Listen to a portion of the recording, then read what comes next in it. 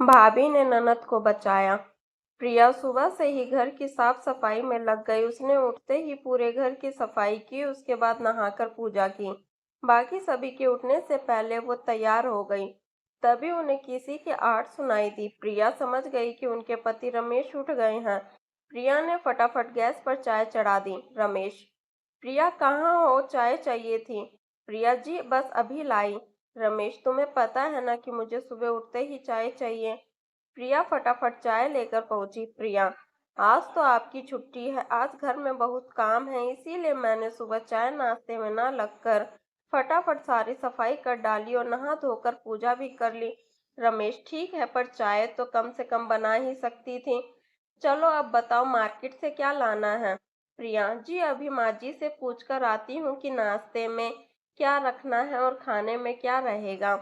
प्रिया फटाफट चाय लेकर सुधा जी के कमरे में पहुंच जाती है। उनके पैर छुए और कहा: प्रिया: माँ जी मेहमानों को नाश्ते में और खाने में क्या देना है, ये मार्केट जा रहे हैं तो मैं सामान मंगा लेती। सुधा जी: बहू, नाश्ते और खाने की पूरी लिस्ट मैंने कल रात को बना ली थी, ये रमेश को दे देना। और हाँ, तुम अपना काम खत्म करके रश्मि के साथ ब्यूटी पार्लर चली जाओ, उसे ढंग से तैयार करा लाना। प्रिया ने रमेश को भेज दिया। उसके बाद वह रश्मि को जगाने गई। प्रिया: उठो दीदी, अभी तक सो रही हो, लड़के वाले आते ही होंगे। रश्मि: क्या भाभी, अभी तो बहुत टाइम है, वैसे भी ये नुमाइश मुझे बहुत बुरी लगती है। प्रिया: ये तो हर लड़की को सहना ही पड़ता है, चलो फटाफट चाय पीकर तैयार हो जाओ, ब्यूटी पार्लर जाना है। दोपहर के समय लड़के वाले आ गए। लड़का इंजीनियर था। रमेश लड़के को पहले से जानता था। सुधा जी ने देखभाल कर हाँ कर दी थी। सुधा जी किचन में गई और प्रिया से पूछा: सुधा जी, बहू तुम्हें लड़का कैसा लगा। प्रिया: माँ जी वैसे तो सब ठीक है, लेकिन इनका स्वभाव कुछ पसंद नहीं आ रहा है। आप ठीक से बात कर लीजिएगा, मेरा मतलब है दहेज वगैरह की क्या डिमांड है। सुधा जी: बात तो रमेश ने पहले ही कर रखी है, ये कह रहे हैं कि कुछ नहीं चाहिए, जो चाहिए अपनी लड़की को दे देना। प्रिया: चलिए माँ जी, वही देखते हैं क्या बात हो रही है।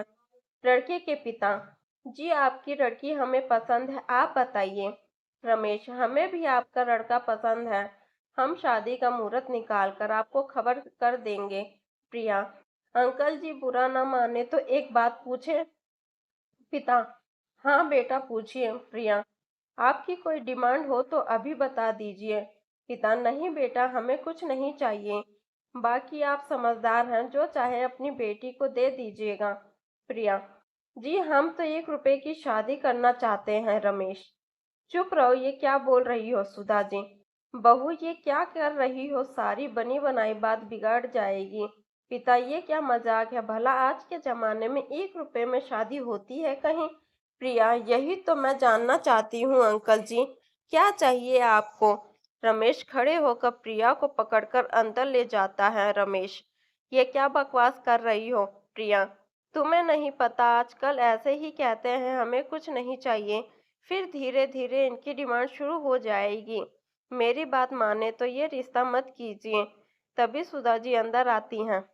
सुधा जी: रमेश इसे चुप कराओ, बड़ी मुश्किल से एक रिश्ता मिला है, उसे भी ये बर्बाद कर देगी। रमेश उसे डांटकर चुप रहने को कहता है। रिश्ता पक्का हो जाता है। 4 महीने बाद शादी का मुहूर्त निकलता है। एक दिन रमेश सुबह काम पर जाने के लिए तैयार हो रहा था। तभी लड़के के पिता का फोन आ जाता है। पिता: बेटा, हम ये जानना चाह रहे हैं कि आप लोगों का क्या बजट है शादी का। रमेश: जी आप चिंता ना करें, हम ठीक ठाक शादी कर देंगे। पिता: नहीं, मैं सोच रहा था दहेज में एक गाड़ी आप अपनी बहन को देते तो अच्छा रहता। रमेश: लेकिन आपने तो पहले कहा था कि कुछ नहीं चाहिए। पिता: वो तो सब कहते हैं, लेकिन कुछ तो तुमने भी सोचा होगा। एक काम करो, तुम अगर छोटी गाड़ी देना चाहते हो तो हम कुछ बाराती कम ले आएंगे, उससे जो पैसे बचे उससे बड़ी गाड़ी दे देना। उनसे बात करने के बाद रमेश सारी बात माँ को बताता है। सुधा जी: शायद उस दिन प्रिया सही कह रही थी, इंसान को पहचानने की अकल हमसे ज्यादा उसमें है। ठीक है, ये पहली डिमांड है, पूरी कर देते हैं, आगे से ध्यान रखेंगे। लेकिन बात यहीं नहीं रुकी। जैसे जैसे शादी का दिन नजदीक आता जा रहा था, उनकी डिमांड बढ़ती जा रही थी। रमेश एक दिन घर पर बैठा था। सुधा जी, बेटा क्या बात है, लड़के वालों ने फिर कोई डिमांड रखी दी? रमेश, नहीं माँ, बात यह है कि हमने शादी का जो बजट तय किया था, शादी में उससे 3 गुना ज्यादा पैसा लग रहा है। मैंने कर्ज भी ले लिया, लेकिन लड़के वाले एक बर्ताव कर रहे हैं जैसे हम कोई बहुत बड़ी गलती कर रहे हैं। प्रिया, मेरी बात मानिए, शादी के लिए अभी मना कर दीजिए। रश्मि के लिए बहुत अच्छे रिश्ते मिल जाएंगे, इन मुंह हमेशा फटा रहेगा।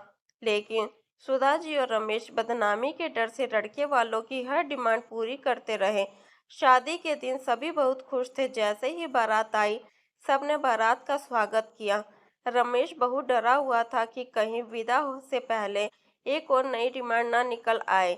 लड़का लड़की फेरों के लिए बैठने ही जा रहे थे कि लड़के के पिता ने कहा, पिता, रमेश, वो गाड़ी कहीं नजर नहीं आ रही। रमेश जी, वो आज डिलीवर नहीं हो पाई।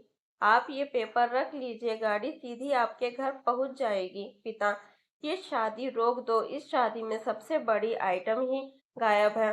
रमेश, अंकल जी, मैं आपके पैर पड़ता हूँ, ये पेपर रख लीजिए, कल सुबह गाड़ी में आपके घर पहुंचा दूंगा। पिता, नहीं, ऐसा नहीं हो सकता।